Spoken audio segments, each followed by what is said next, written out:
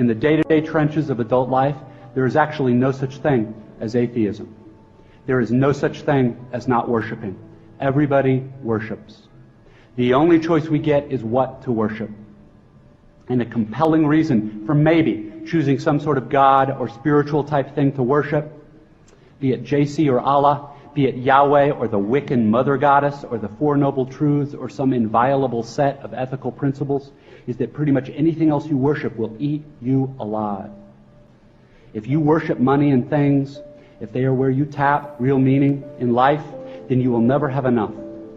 Never feel you have enough. It's the truth. Worship your own body and beauty and sexual allure, and you will always feel ugly. And when time and age start showing, you will die a million deaths before they finally plant you.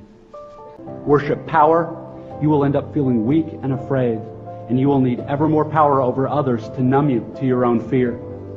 Worship your intellect, being seen as smart, you will end up feeling stupid, a fraud, always on the verge of being found out. Look, the insidious thing about these forms of worship is not that they're evil or sinful. It is that they are unconscious. They are default settings. They're the kind of worship you just gradually slip into day after day, getting more and more selective about what you see and how you measure value without ever being fully aware that that's what you're doing.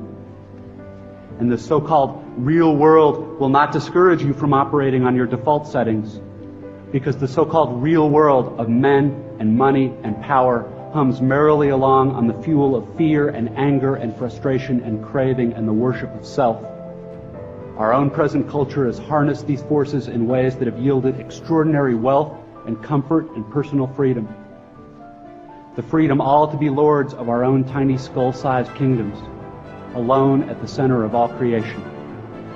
This kind of freedom has much to recommend it.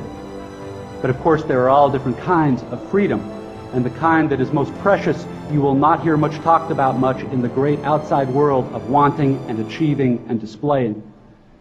The really important kind of freedom involves attention and awareness and discipline and being able truly to care about other people and to sacrifice for them over and over in myriad petty little unsexy ways every day.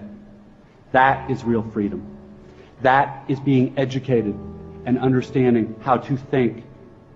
The alternative is unconsciousness, the default setting, the rat race, the constant gnawing sense of having had and lost some infinite thing. The real value of a real education, which has almost nothing to do with knowledge and everything to do with simple awareness. Awareness of what is so real and essential, so hidden in plain sight all around us all the time, that we have to keep reminding ourselves over and over.